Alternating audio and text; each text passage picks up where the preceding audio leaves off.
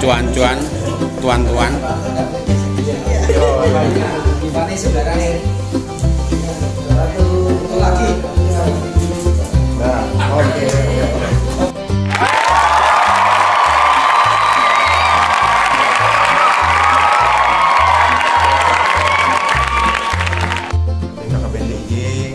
Tahun ini akan menyelenggarakan Hari Keluarga Nasional ke-31 tingkat Daerah Istimewa Yogyakarta dan akan dilaksanakan di Kulon Progo. Tanggal pelaksanaan hari puncaknya yaitu pada hari Minggu tanggal 21 Juli. Akan tetapi kita juga punya rangkaian kegiatan semenjak hari Jumat 19 Juli, Sabtu 20 Juli. Kegiatan ini adalah bagaimana betul-betul kita menyatukan gerak dan langkah keluarga Indonesia untuk penurunan stunting. Kita mulai dari Kulon Progo untuk Daerah Istimewa Yogyakarta dan DIY untuk Indonesia.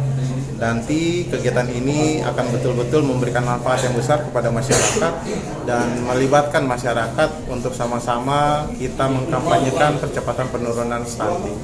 Kita tahu bahwa DIY sendiri posisi sekarang di 18%. Oleh sebab itu dengan momentum Hari Keluarga Nasional ini seluruh pihak, elemen bangsa, elemen masyarakat termasuk juga unsur media membantu untuk percepatan penurunan stunting di DIY menjadi lebih baik lagi. Warga yang ada di Daerah Istimewa Yogyakarta betul-betul menyiapkan keluarganya sejak dini, sejak calon pengantin sampai betul-betul nanti menjadi pasangan usia subur, seorang ibu, seorang ayah yang memiliki anak yang sehat. Dan Indonesia Emas sebagai cita-cita kita, Indonesia Emas tahun 2045 yang notabene 21 tahun lagi dari sekarang bisa tercipta keluarga Indonesia yang berkualitas dan Indonesia Emas di Indonesia dan juga di DIY untuk DIY yang emas, generasi emas yang lebih baik dari yang sekarang. Sendiri yang mengeluarkan, Kementerian Kesehatan sendiri yang memilih enumeratornya dan kadar pendata serta menentukan blok sensusnya. Memang ini sifatnya kan survei, tidak mencerminkan angka sesungguhnya dengan cakupan yang memang kita bisa tahu kalau survei punya metode seperti itu. Sisi psikologis sangat mempengaruhi pimpinan-pimpinan daerah di kabupaten kota, bahkan bukan hanya di DIY. Kami berdiskusi dengan teman-teman di provinsi lain, punya efek psikologis yang sangat tinggi sekali, seolah-olah bagi yang naik. KKSK kemarin beliau kan memang menyampaikan bahwa DIY merupakan provinsi dengan angka penduduk lansia tertinggi, 16,6%, tertinggi se Indonesia. Dengan usia harapan hidupnya memang kalau kita lihat data 75,2 tahun, tapi tidak dibarengi dengan kondisi tingkat ekonomi. Kemarin kami sempat diskusi dengan Pak Sekda ataupun data yang sudah masuk memang di angka 11,04, tapi Pak Sekda menyampaikan sudah ada update-nya sekitar 10,9 atau 10,3 kemarin. Ini menjadi sebuah poin kita sebenarnya, Bapak Ibu dari media. Kalau kita kan, kalau penjelasan Pak Hasto kemarin kan kita ada di dalam jendela bonus demografi. Demografi ya. Ada di dalam jendela bonus demografi. Artinya jumlah penduduk produktif sekarang posisi betul-betul terendah untuk nanti bisa sama-sama menghidupi, menanggung usia yang tidak produktif. Kalau mungkin bahasanya sekarang kan apa ya, generasi sandwich ya, bahwa kita berada di tengah-tengah, masih menghidupi yang lebih tua dan tetap menghidupi juga generasi kita selanjutnya. Artinya memang sandwich itu kan tergencetnya seperti itu. Cuma apa yang kita lakukan? Selama ini kan memang upaya-upaya yang dilakukan oleh pemerintah, khususnya dari kami dari BKKBN, bagaimana penyiapan kehidupan berkeluarga. Tadi yang kami sampaikan, pembangunan keluarga mulai dari Bangga Kencana, pembangunan keluarga, kependudukan dan keluarga berencana. Kita memang menyiapkan pendekatan yang melalui siklus hidup. Jadi bagaimana pertama mulai dari calon pengantin untuk menyiapkan kehidupan berkeluarganya siap, baik itu calon pengantin laki-laki, calon pengantin perempuan.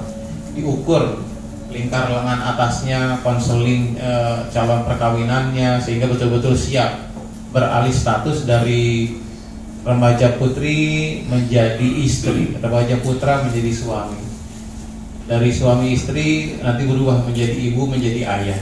Oleh sebab itu secara berjenjang. Kemudian kita juga ada pendekatan terhadap peningkatan kualitas kesehatan dari bayi, balita sampai balita.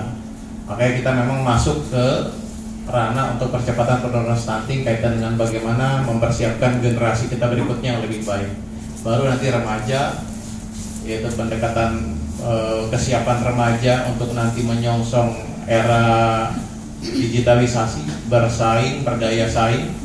Kemudian nanti pasang usia subur, seperti halnya mungkin nanti pemasangan alat kontrasepsi, peningkatan usia perkawinan, bagaimana mengatur hubungan berumah tangga sampai dengan lansia tadi yang kami sampaikan. Lansia ini memang menjadi catatan kita semua Bapak Ibu sekalian, bahwa kalau di Jogja sendiri kita tahu angka lansianya tinggi tapi dengan tingkat ekonominya yang rendah. Kemarin kami sempat diskusi juga dengan Pak Sekda, memang data tersebut kan diambil teman-teman kita dari BPS dengan variabel-variabel maupun dengan juga denominator yang memang sudah ditentukan. Termasuk juga salah satu variabelnya adalah sisi kapitalisasi jumlah tingkat ekonomi maupun jumlah makan protein per hari berapa. Kalau kita lihat kan kebiasaan di DIY ya tidak seperti yang rumus yang ada di pusat.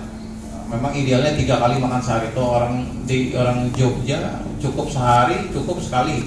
Tapi itu justru masuk kategori miskin oleh variabel dari BPS. Padahal kita cukup. Dia tidak melihat sisi yang lain.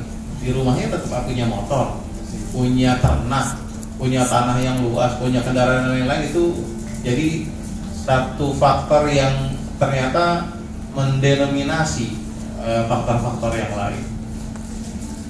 Betul, memang kalau tadi kita bicara hidup semakin susah, uang seperti tidak berharga, memang ini sebuah tantangan secara global. Walaupun ada satu bahasan global megatrend, yaitu kaitan dengan kemajuan teknologi, kemudahan dalam mengakses pasar, termasuk komunikasi juga. Itu yang memang mempengaruhi dari sisi roda besar sebuah ekonomi di suatu negara. Tapi kalau kita bicara ke DIY, sebenarnya ini adalah sebuah langkah yang perlu kita cari. Kalau kemarin kami juga berdiskusi dengan teman-teman dari Fakultas Geografi UGM, kita akan memasuki sebenarnya mempersiapkan diri dari demografi tahap 2. Demografi tahap 1 kan sudah bonus demografi. Nah, tahap 2-nya bagaimana betul-betul memberikan ruang seluas-luasnya kepada lansia.